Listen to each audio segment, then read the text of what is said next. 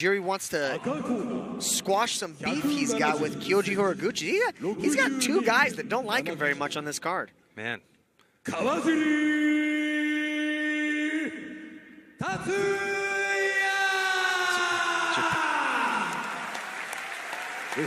Japan's a big country. Everybody should get along. Well, you would think there's one common denominator. It's just one guy. Maybe he's not nice.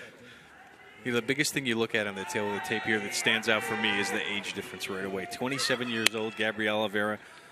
Tatsuya Kawajiri, 39. He looks very confident. He's got a different look in his eyes from them when I fought him. But physically, he looks great. Yeah, he looks great physically, but at 39, coming down in weight, how does it play a factor in his performance tonight? We're going to find out right now. And Gabriel, another southpaw. Kawajiri's going to look for that outside left leg kick. That's his measuring device. He's doing a good job of pumping that jab hand out. He's showing that uppercut. There's the inside kick. Oliveira staying compact, not putting himself in a risky position right now. Kawajiri kind of doing all the playing around to try to create an opportunity. Yeah, I noticed that sometimes he'll create weird scenarios for you to process. You know, against Cub Swanson, he hit a couple of spin elbows that I was really surprised about. He charges in with that right hand, and he'll spin using that left to strike with. Nice body kick. Oliveira's light on his feet. He has good lateral and backwards movement. So when they do exchange, I think that he's going to roll out of the punches. Nice body shot by Oliveira. That's something that I would do too. You know, cutting a lot of weight, it's a lot of stress on the body, the organs.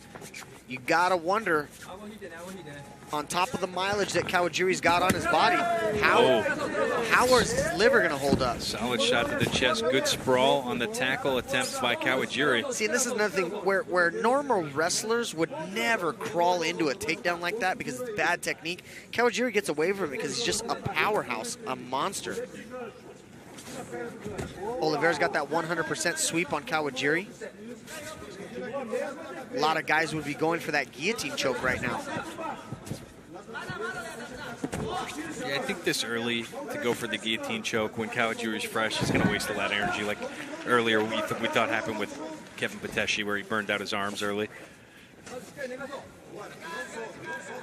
It doesn't mean that you can't catch it. It's one of those moves when you're such an experienced guy. A lot of times you end up burning a lot of energy trying to chase after them. Right here, if Oliveira can get that right leg out, he can scissor sweep Kawajiri using that 100% and end up on top and have a neck crank as soon as he's on top. But again, he's unlocked his hands right here. I'm looking to see Kawajiri pop his head out and end up on top.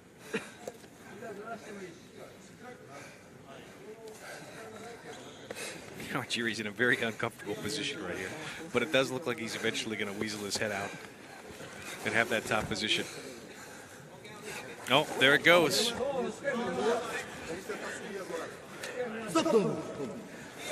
So he's in half guard right now. You'll start seeing him look for that underhook on that arm and hit that no hands pass and move into that head and arm side choke position. Yeah, he can pop submissions from here quick. There it is. He's very explosive. He's already looking to secure the head and arm, and he's going to take that right knee and knee slice out to the side.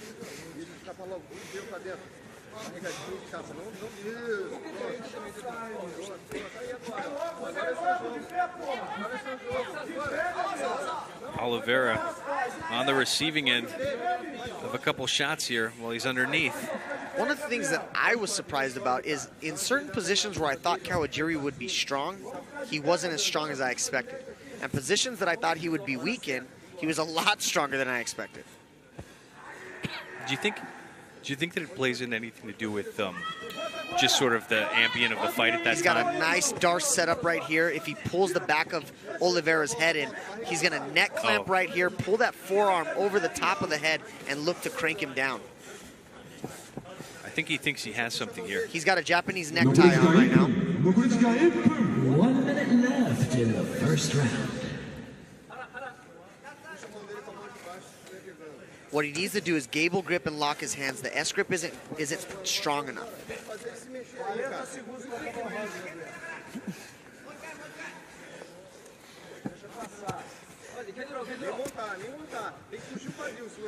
And this is what he does, is he just drowns you.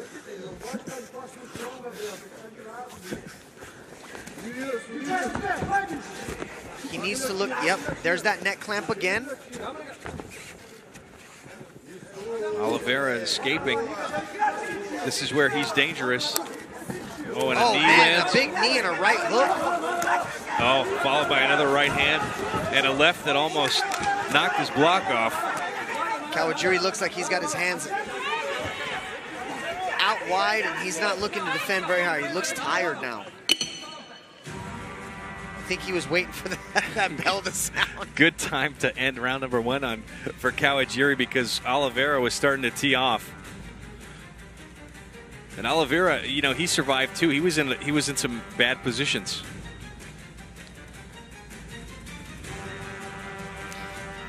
You know, here comes that knee, landed on the jawline, followed up.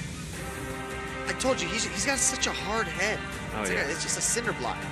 You know, when we asked him about how his first time cutting to 63 kilos was, he said he knew it wasn't going to be easy, but it was rough. It was rougher than he expected, and that he was in pain early in this weight cut. And if he can't drop properly, he just can't move to this weight. But he's not looking too bad at 138. You know, 3 more pounds. It's definitely one of those make or break me type of poundages. It's like 3 pounds. It doesn't sound like a lot, but when you're sitting in a sauna and you're depleted, it's just that kind of that 3 pound stretch, man. It could kill you, literally. Blue corner, seconds out. He says he's discovered a different type of me at this weight. He has to focus on the slightest details of his technique to be successful. Yeah, I think when you get to a certain weight class, you know, technique almost is key, especially in the lighter weight classes. Because most people share the same amount of power to a certain extent when they're in a high level of competition. He says if he gets sloppy, he won't be able to hold his opponent down because at this weight, guys are a little bit quicker, a little bit able to weasel out of things. He says it's very exciting to discover new things at his age. Oh, this is a dangerous range. Oh, no. Oliveira capitalizing on it. He's starting to pick Kawajiri apart. Kawajiri needs to find that when he comes in and grab that takedown. He's popping that double jab in his face where he can't see the next punch coming.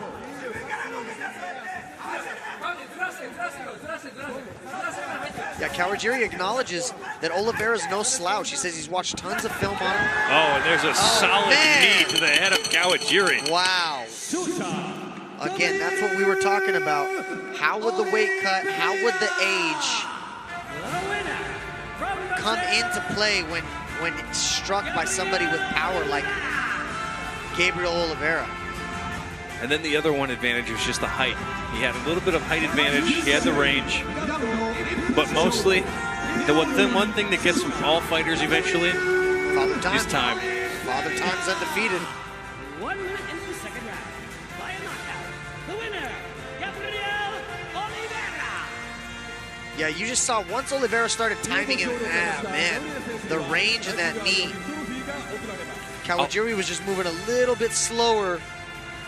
And with these guys at bantamweight, man, you can't mess around. Oliveira has really good movement on his feet. He positions